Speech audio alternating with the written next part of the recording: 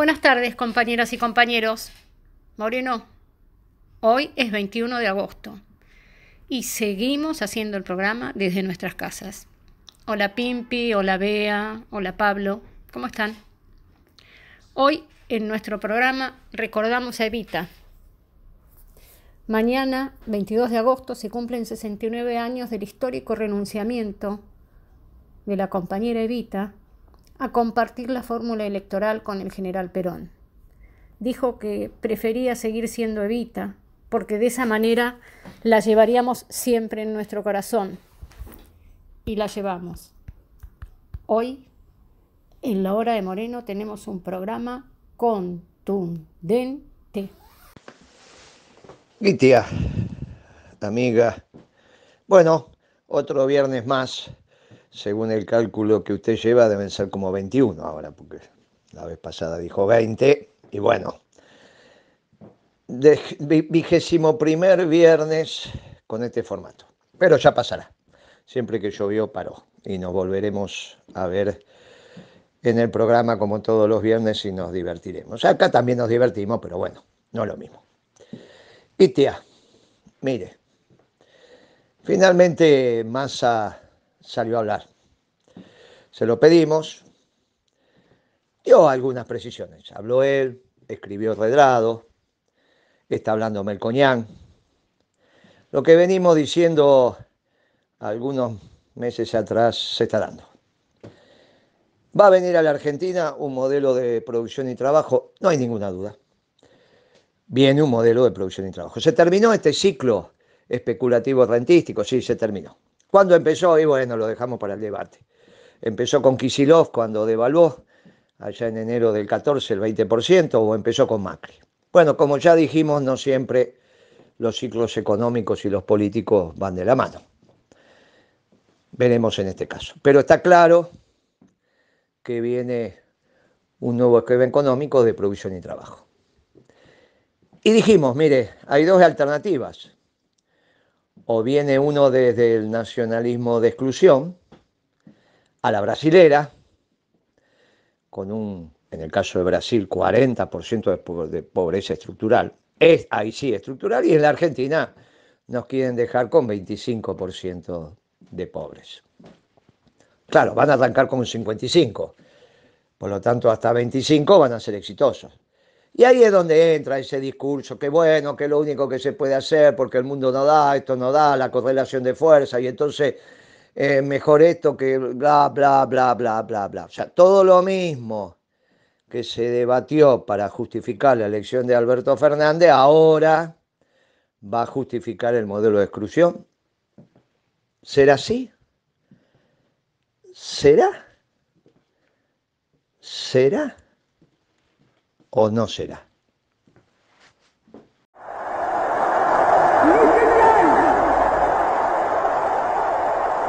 Son vuestras gloriosas vanguardias descansadas de la patria las que están presentes hoy, porque han tomado el porvenir en sus manos y saben que la justicia y la libertad la impondrán únicamente teniendo al general Perón dirigiendo la nueva nación. Es la patria que se alarosilla al llamado de los compañeros de la Confederación General del Trabajo para decirle al líder que detrás de él hay un pueblo. Ellos saben bien que antes del general Perón vivían en la esclavitud, que fue el general Perón que los reivindico social, moral y espiritualmente. Y saben que la oligarquía, que los mediocres, que los vendepatrias todavía ya están derrotados, desde sus guaridas asquerosas atentan contra el pueblo y contra la nacionalidad. Ellos no perdonarán jamás al general Perón que haya levantado todo lo que ellos desprecian, los trabajadores, los que ellos olvidaron a los niños y los ancianos y los que ellos relegaron a un segundo plano a la mujer. A ellos les duele que Eva Perón se haya dedicado al pueblo argentino. A ellos les duele que Eva Perón, en lugar de dedicarse a fiestas oligárquicas, haya dedicado la cola, las noches y los días a a mitigar dolores y desayar vidas. Todo lo que hice, no lo hice nunca por ocupar ninguna posición política en mi país. Es que estando el general Perón en el gobierno, el puesto de vicepresidenta no es más que un honor, y yo quiero aspiro nada más que al honor del cariño y conocimiento de mi patria. Pablo Chaliú va a continuar hablando sobre un tema que conoce y que es muy esperado por la población argentina y también mundial: la vacuna contra el COVID-19. Al acuerdo anunciado la semana anterior para la producción de los principios activos en nuestro país por parte de un laboratorio nacional, se agrega que el gobierno está tras un acuerdo con las autoridades chinas. Pablo también va a abordar brevemente la situación económica. Buenas tardes, Gitia, Guillermo, Pimpi, Beatriz, espero que estén bien, así como todos aquellos que nos están escuchando. Y otra vez el tema de la vacuna contra el COVID-19. Ahora el gobierno anunció que está trabajando un acuerdo con las autoridades chinas para el acceso a la vacuna que ha desarrollado un laboratorio chino estatal. Según lo que apareció y las declaraciones del ministro de Salud, esa vacuna va a estar disponible en la Argentina. Primero se harán los testeos, las pruebas clínicas fase 3, o sea, en humanos. Argentina es uno de los países elegidos para desarrollarlo. Según lo que ha dicho el ministro, el acuerdo con China va a contemplar una cantidad interesante de vacunas gratis. Pero quizá esto haya sido un error. También, según lo que ha trascendido, la dosis de vacuna costaría $140, lo cual realmente es extraordinario. Recordemos que Moderna, el laboratorio de Estados Unidos, habló de $30-40, y lo que se sabe de la vacuna a desarrollar por el laboratorio argentino, el mexicano y AstraZeneca de Gran Bretaña, estaría la dosis entre $2 y $3.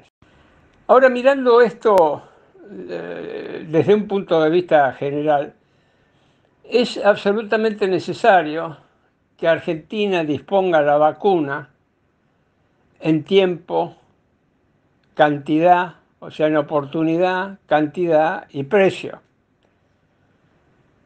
Porque si no la obtiene en la oportunidad, Argentina va a sufrir más de lo que es necesario. Si no lo tiene en la cantidad es lo mismo. Si el precio es muy grande, puede llevar a un problema serio en las finanzas estatales o privadas. Hasta ahora, por lo que se sabe, estos tres elementos han sido contemplados y son elementos sustanciales y tienen que ser dados en conjunto, porque si tenemos la vacuna en términos nominales, pero no está en oportunidad o en la cantidad suficiente o a un precio accesible, evidentemente no estaríamos en una situación óptima o recomendable.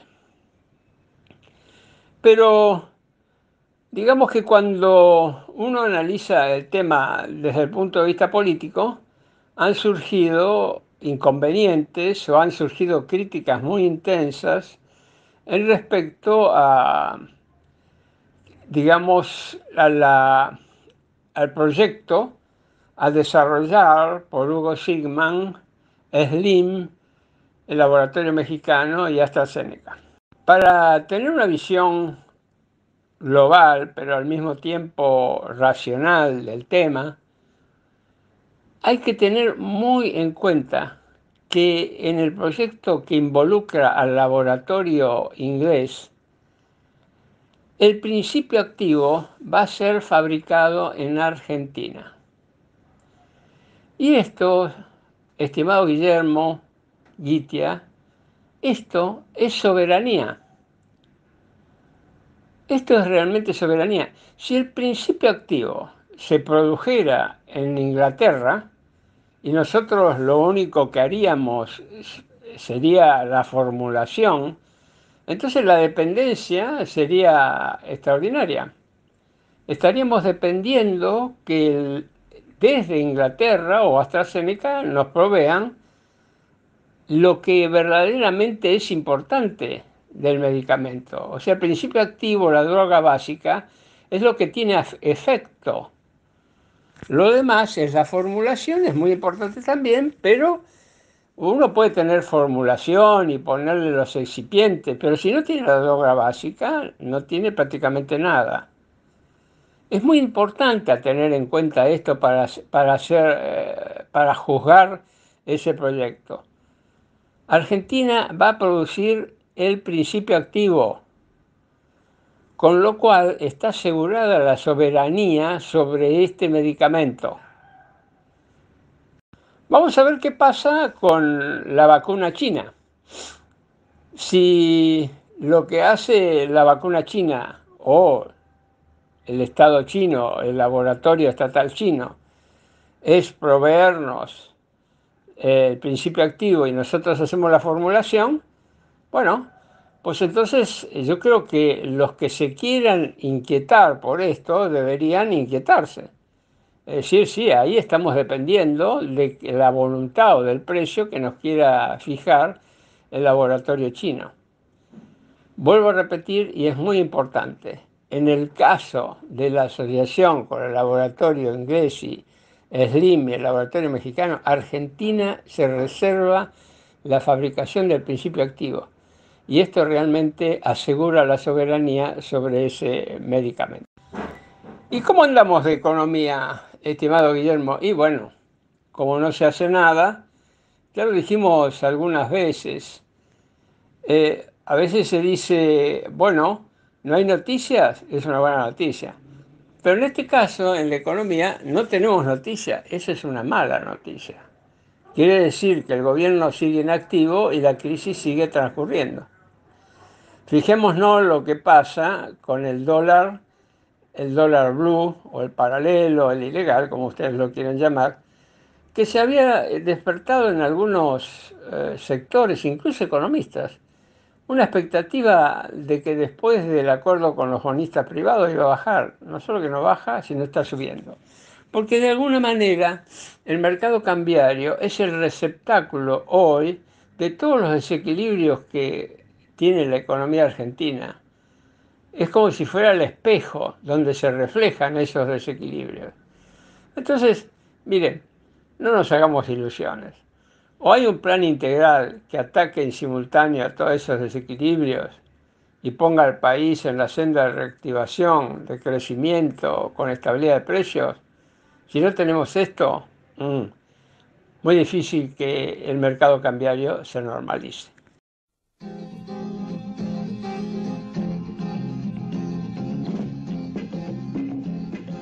Rosa, rosa tan maravillosa. Nuestra querida Pimpi Colombo, si bien dice que tiene más preguntas que respuestas, va a continuar con los temas de la ciudad. Esta vez va a abordar de manera crítica y reflexiva el tema de la educación, a partir de que Rodríguez Larreta dijera que 6.500 alumnos y alumnas perdieron el vínculo con las escuelas durante la pandemia. Hola a todas, a todos, Adriana, Beatriz, Pablo, Guillermo. Otro viernes encontrándonos en la Hora de Moreno. Un saludo especial a tanta gente que sigue el programa y que sigue tus intervenciones en las redes y en los medios, Guillermo. Ayer fue descollante el intercambio con Maslatón. Lo vi, lo escuché y además he visto que has tenido muchas repercusiones positivas, diversas, muy bien, muy interesante. Muy bueno también que en ese peloteo respetuoso se pueda ir a fondo en el análisis de lo que nos pasa, ¿no? Siempre es ganancia poder reflexionar sobre los temas que necesitamos para la Argentina que queremos, ¿no? Bueno, por mi parte creo que hoy tengo más preguntas que respuestas, más interrogantes que soluciones, pero he estado viendo en la comunicación pública y también en la privada, en muchas discusiones entre compañeros, entre amigos, entre familia, sobre los temas de la educación en esta extensa cuarentena que por lejos ya pasó los 40 días, ¿no? Ya estamos más de 150. Esta semana el debate ha sido sobre los 6.500 alumnos porteños en sentido general, como yo, porque vivimos aquí, que el gobierno de la ciudad ha detectado que no ha logrado estar conectado en estos 150 días de aislamiento. Llamado aislamiento social, preventivo y obligatorio, que debió haber sido aislamiento físico, preventivo, obligatorio y solidario, para que sea más parecido a lo que necesitamos, que lo que menos necesitamos es estar aislados y solos, ¿no es cierto? Eso es lo que menos necesitamos. Necesitamos saber que contamos unos con otros, necesitamos saber que construimos comunidad. El gobierno de la ciudad ha anunciado que va a abrir la presencia en escuelas con protocolos y demás para que las personas que no pudieron conectarse puedan concurrir a la escuela y conectarse, usar computadoras. Bueno, no está muy claro qué es lo que tiene en mente. Yo en un momento había pensado que un regreso a las aulas debía permitir, por ejemplo, que suponete un grupo de alumnos, un grado que tenga, o un año que tenga 40 alumnos, pudieran repartirse en 5 grupos de 8 alumnos y los docentes dar clases con 8 alumnos en presencia, pero a través de cualquier mecanismo, Meet, el Zoom, el que sea virtual, darle clase a los otros 32 y que cada día haya un grupo distinto de alumnos y entonces ir mezclando un poquito, cuidando las distancias físicas, pero cuidando también la integración. Pero bueno, cosas que a uno se le ocurren que tal vez no sean las más apropiadas o sea muy complicado de hacer, en fin, no sé. Bueno, esa decisión del gobierno motivó una reacción de los sindicatos y de muchas personas y dirigentes y demás que rechazan la propuesta del gobierno. Dicen que es una respuesta que es un poco sesgada, que está llevando a la presencialidad a las personas con menos recursos de todo tipo, que no solo son recursos económicos, sino de acceso a los servicios, a los cuidados, tal vez a una adecuada alimentación y por lo tanto a tener más defensa. Y entonces los gremios y demás dicen esa solución no le garantiza ni a los docentes ni a los estudiantes el cuidado de su salud. Y la pregunta que yo no dejo de hacerme es ¿por qué no se han implementado las propuestas que han llovido desde los primeros días de la cuarentena? Por ejemplo, que tanto la aduana como los juzgados puedan poner a disposición y entregar los aparatos de teléfono, las tabletas, las laptops, las computadoras tipo PC, para distribuirla entre las familias que tal vez tengan un solo teléfono y tal vez un poco antiguo, nada de smart, nada de inteligente, para que todos puedan, los hijos, los grandes, los adultos, los chicos, para la escuela, para el trabajo, para comunicarse, para hablar a la madre, puedan tener un poco más de accesibilidad. Pero también me pregunto, ¿por qué se demora en aprobar un proyecto que la senadora Mirkin ha presentado en el Senado para que las familias que perciben la asignación universal por hijo tengan mensualmente, sin costo, 5 megas de conexión que facilite tanto el acceso de los chicos y jóvenes que estudian como la comunicación indispensable para todos los miembros de la familia? No es que tampoco es tanto ni la solución de todo, pero es un poco más que lo que hoy están en alguna medida algunos recibiendo, ¿no? La pregunta que yo me hago es si esta pandemia nos ha tomado tan desprevenidos y poco planificadores, esta cuarentena que ya lleva 150 días, que no ha permitido que se establezcan criterios generales que recuperen el sentido más esencial de la educación, ¿verdad? Que no es simplemente ver qué cantidad de acumulación de contenidos los docentes se aseguran de transmitir y de controlar que los alumnos devuelvan en tareas hechas en su casa, muchas veces con el esfuerzo de acompañamiento de padres que además deben compatibilizar con las tareas del hogar, con los otros niños y con el trabajo remunerado, en fin, lo que ya hemos hablado en otras ocasiones, que cómo ha deschavado esta cuarentena la sobrecarga que implica dentro de la familia la organización del trabajo, y particularmente en caso de las mujeres, ¿no? Entonces yo me digo, parece razonable que las reuniones virtuales de maestros y estudiantes me pregunto, ¿no? ¿Solo se usen para transmitir información? Que como son cortas, porque no pasan de 40 minutos, qué sé yo, tal vez sea lógico, no sé, pero entonces no se puede fomentar la interacción entre los alumnos tienen que tener sus micrófonos apagados mientras habla las maestras, y entonces no hay un espacio para ver juntos los alumnos y los maestros una película o comentarla entre todos, o en fin, bueno, algunos tal vez lo hacen, pero todo así como otra que florezcan mil flores, ¿has visto? Todo muy silvestre, no es seguro que las directivas que hay, cada escuela hace lo que puede, lo que sabe, lo que se le ocurre, no sé, no está tan claro cuáles son los criterios. ¿Por qué no se puede hacer un sentido más colectivo de cuáles son las acciones, ¿no? No estamos de acuerdo en que el conocimiento es un producto colectivo. ¿No nos parece que esa ida y vuelta entre los alumnos y los docentes es lo que hace más rico el conocimiento? ¿No nos damos cuenta que la función de la escuela ya no es de ninguna manera que el docente es el propietario de la información y que si no lo transmite los chicos ni se enteran? ¿No vemos todos cómo nuestros hijos, nuestros nietos, aún los que todavía no han aprendido a leer, entran con el teléfono y buscan en Google, en YouTube, en TikTok, en Instagram, la información, los tutoriales, los datos que les interesan? Lo estamos viendo, ¿verdad? Todos nosotros nos damos cuenta de que eso ocurre. ¿No estamos desaprovechando esta crisis para repensar qué es lo que tiene que enseñar nuestra escuela? Ni qué decir para repensar de fondo que nos salgamos de una escuela con un sentido de conocimiento mitrista de nuestra historia, de una mirada centralista, muy poco federal, que no permite que la mayor parte de nuestros jóvenes, niños de esta zona conozca la diversa, enorme realidad que vive nuestro país, que es una diversidad en el sentido más amplio de la palabra, y que a veces nos pasa por delante y ni la vemos. Me pregunto si el gobierno de la ciudad no debería asegurar tanto que quienes tienen poca o nula conectividad la obtengan, y que las familias y escuelas puedan estar menos estresados con una exigencia de cumplir algún programa que ni siquiera se sabe ya bien qué propósito persigue. Me pregunto cómo se compadece la idea de que no es posible concurrir a la escuela, excepto que por razones principalmente sociales tu familia no tenga acceso a la conexión por internet. Pero bueno, no es cierto que me extrañe que el gobierno del PRO carezca de corazón y de la más elemental humanidad para abordar los temas.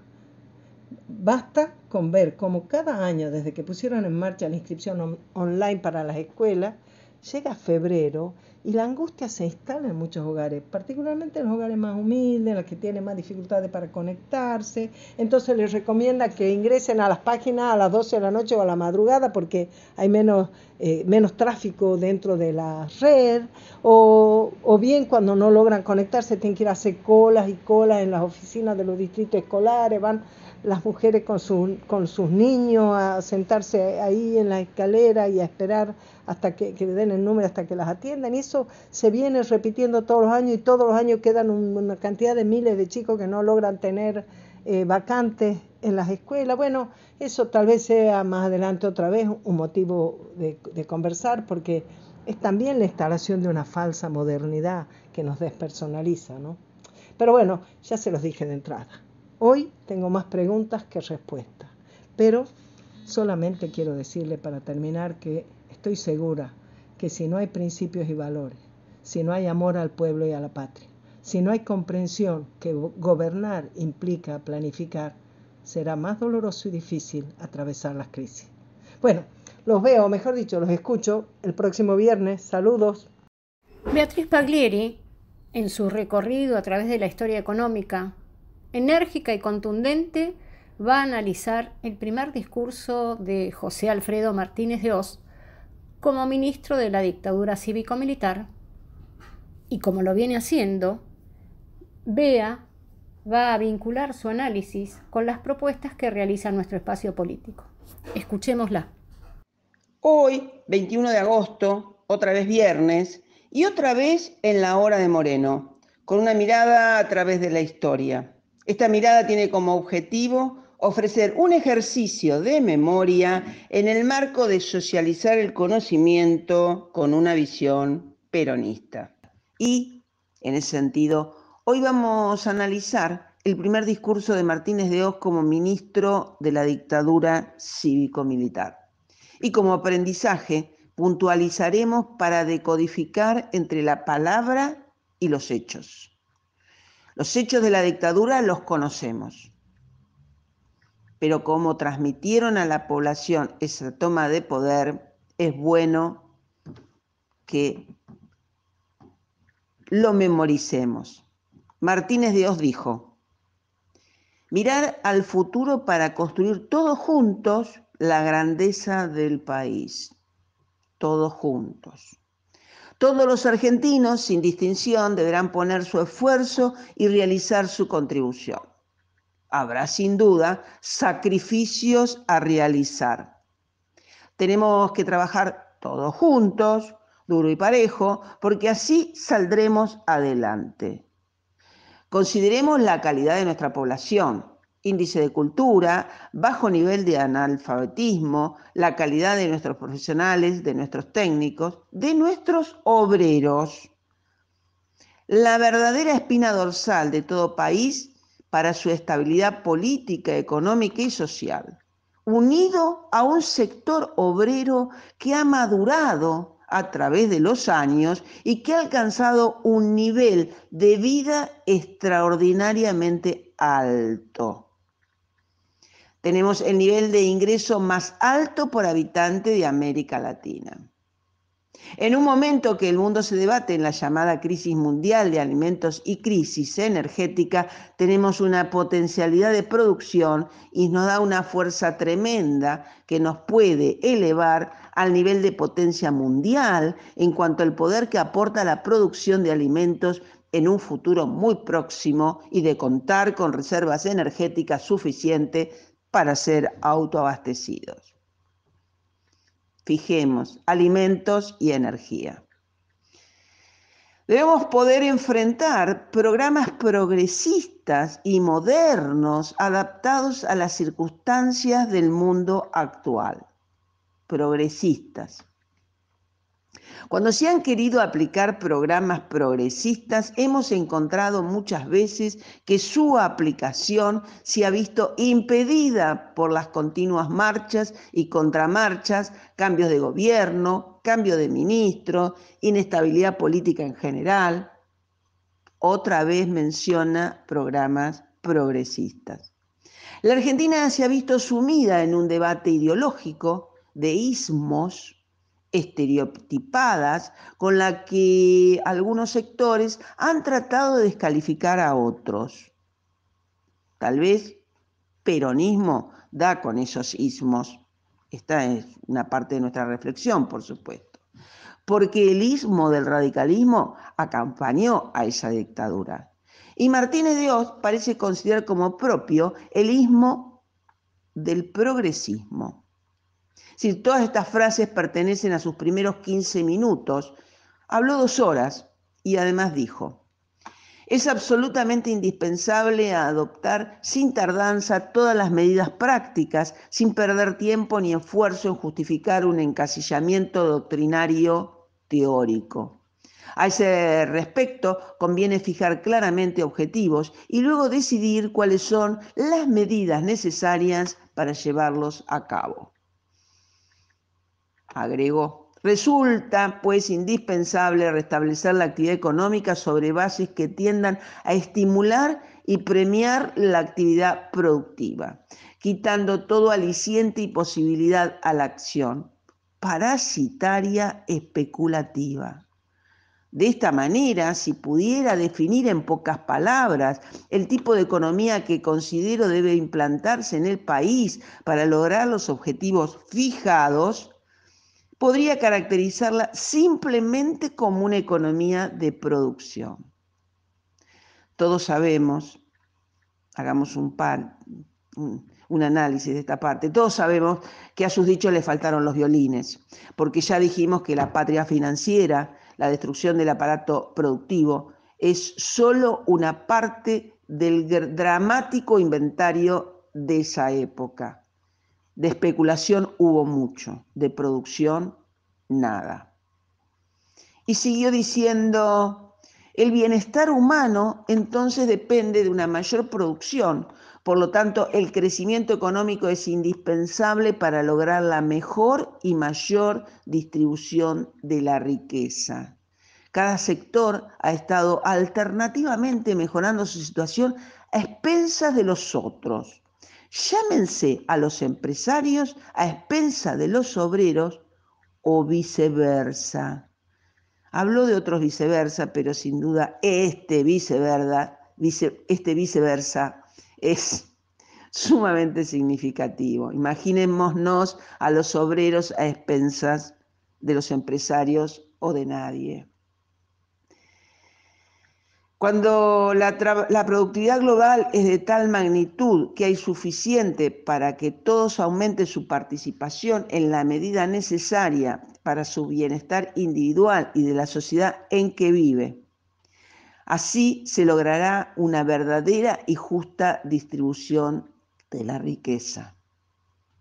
También puntualizó que la transformación de las empresas de servicios públicos estatales implicaba que el precio de sus servicios o productos no esté afectado por conceptos políticos, sino que estuviera en el nivel dado por el mercado.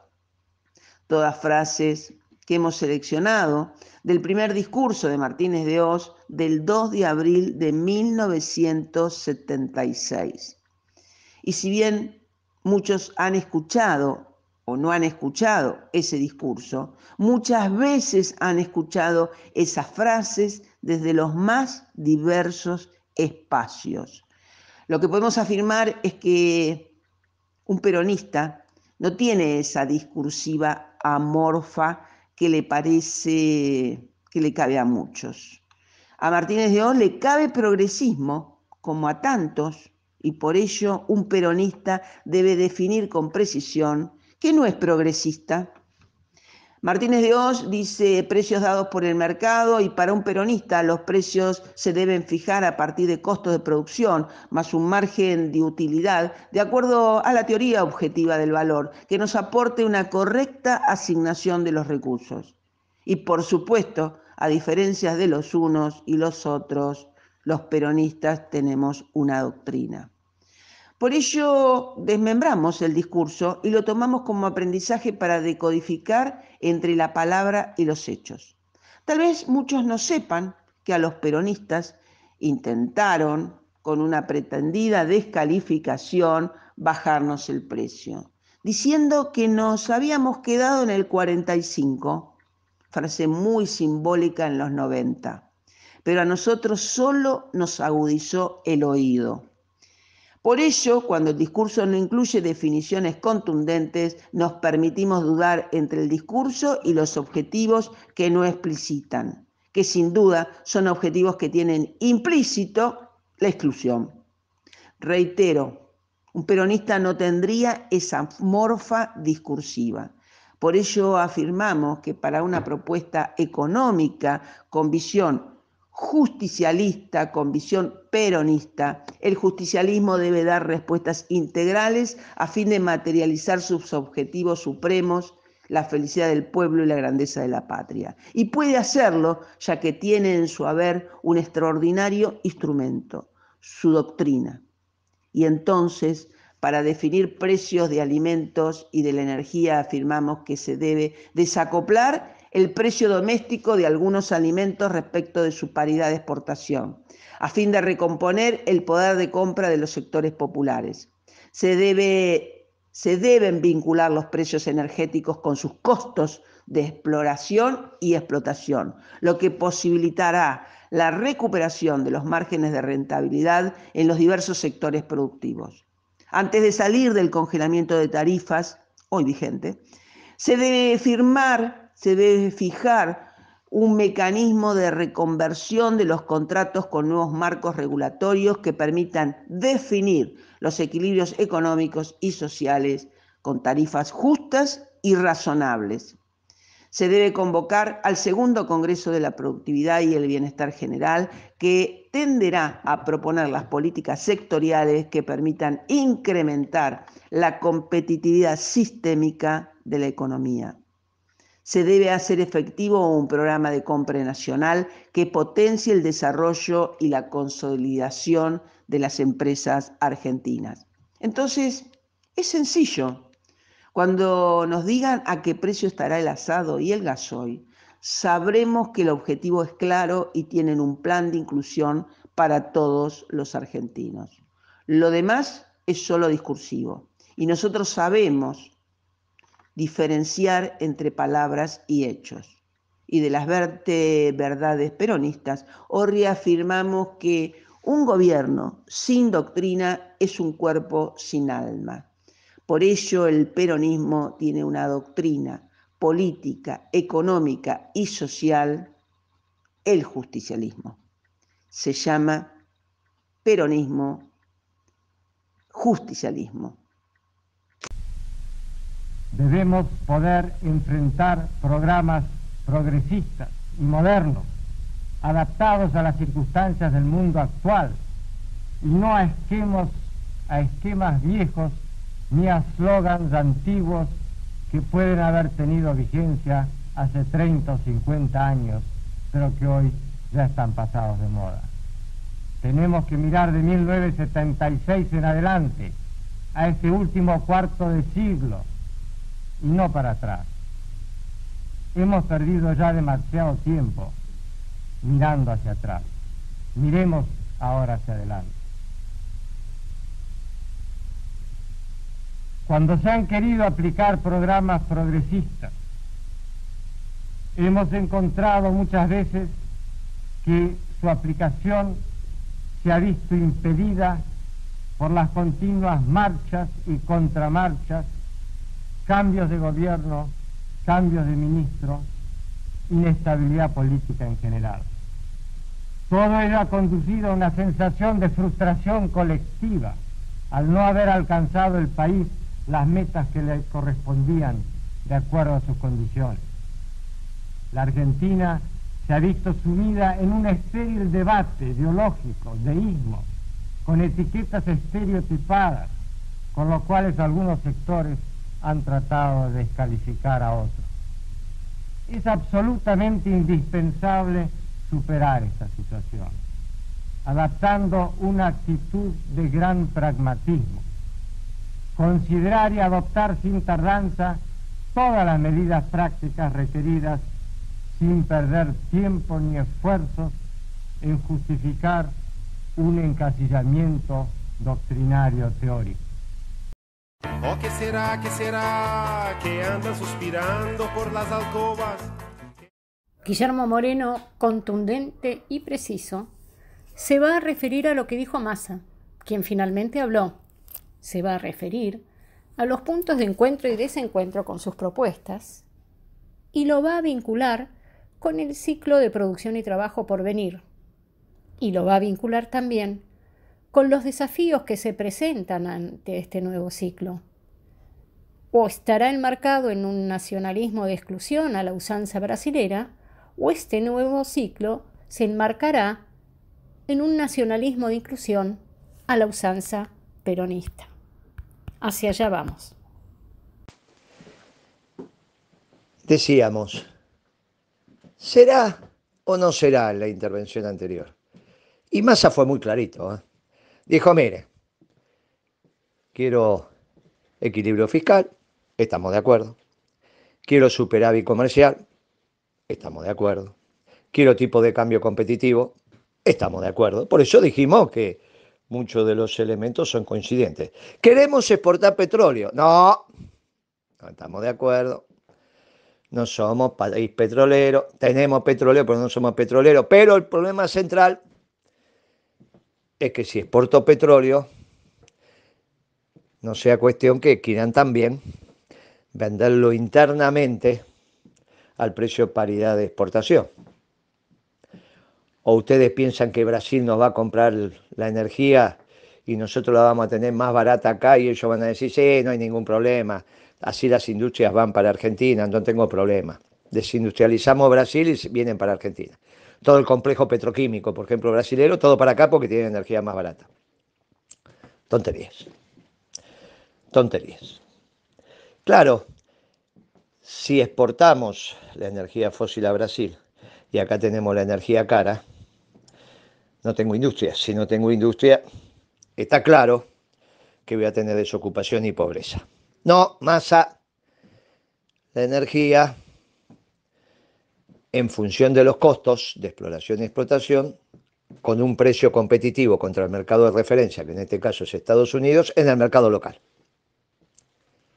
Quiero también ser un modelo agroexportador, dijo Massa, y para eso tenemos que mejorar los puertos. Bueno, obviamente, nadie se puede negar a que productos del campo se exporten, después que comieron los nuestros.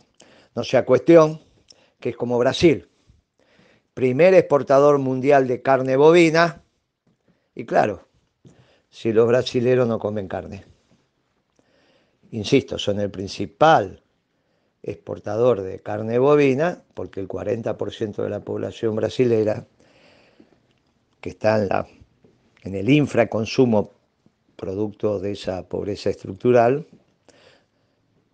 no come nunca carne. Y el resto a veces. Ah, qué fácil es ser así, primer exportador de carne, ¿no?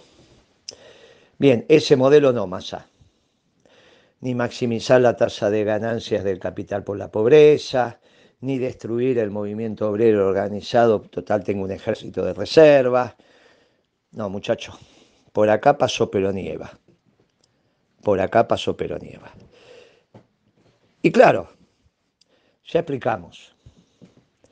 Porque entre los progres que quieren un modelo socialdemócrata, y ya les dijimos, miren muchachos, que ustedes hicieron junto con los neoliberales el consenso de Washington. Y a Massa le decimos, no, mire, no queremos ser como Brasil. Si no queremos ser socialdemócrata y no queremos el nacionalismo de exclusión a la brasilera, y solamente queda el peronismo. ¿Y cómo es un modelo económico peronista? Bueno, a eso nos vamos a dedicar a explicitar en los sucesivos programas. Por ahora, y en este, dijimos solamente lo que no queremos. En los próximos programas empezamos a hablar de lo que queremos. Pero ya habló Massa, ¿eh? Y vio que había que hacerlo hablar, porque el pez por la boca muere. Habló y explicó que no, que él no tiene una cabeza peronista en términos de implementación de un plan económico. Ni él, ni Redrado, ni Melconian. ¿Pueden estar en un gobierno? Sí, pueden estar. Se acompaña, lógicamente. Redrado estaba, pero el que tomaba las decisiones era un cuadro del peronismo. Nos vemos la próxima. Un fuerte abrazo, Guitia, para usted y para todos los compañeros. Y especialmente para Fer, nuestro productor, que está haciendo un trabajo bárbaro. Moreno, que coisa! Meu Deus, eu que gosto tanto do Brasil, do Chico Buarque. Bueno, pero por otro lado tiene razón Moreno. El pez por la boca muere. Si no, fíjese usted lo que decía Martínez de Oz y lo que dijo Beatriz Peaglieri sobre su discurso. Complementaría lo que usted dijo, Moreno, con aquello de que cada uno es dueño de sus silencios y esclavo de sus palabras. Producto de las nuevas tecnologías de información y comunicación, hoy hay múltiples registros de lo dicho, entre comillas, por tantas personas. Más allá de que uno, por cierto, pueda acordar o disentir con lo dicho, lo interesante es constatar si aquello que fue dicho se ha sostenido a lo largo del tiempo, por supuesto que con las adecuaciones a los contextos. Eso se llama ser coherente. Pero lamentablemente en muchas ocasiones, más de lo que una quisiera, se pueden hacer tantos contrapuntos entre los dichos de una misma persona. Ayer los dichos fueron para un lado, hoy van en sentido contrario y mañana quién sabe, según para dónde vaya el viento. Pocas y pocos resisten a hacer un seguimiento de la trayectoria de lo dicho y también de lo hecho, por cierto. Usted, Moreno, es uno. Y ni hablar cuando se coteja lo dicho con lo hecho. No en vano decía el general, mejor que decir es hacer, y mejor que prometer es realizar. De todos modos, Moreno, es muy importante que Massa haya salido a hablar. Se posiciona. Nos da más elementos para analizar hacia dónde apunta. ¿Será hacia un nacionalismo de exclusión? Los dichos de Massa nos dan elementos para sostener los nuestros y, por supuesto, para nuestras acciones. Bueno, ya estamos llegando al final de nuestro programa. Y finalmente nuestro saludo a los operadores y operadoras de Radio Caput y a nuestro productor en cuarentena, Fernando Molgaray. Buen fin de semana, compañeras y compañeros. Hasta el próximo viernes.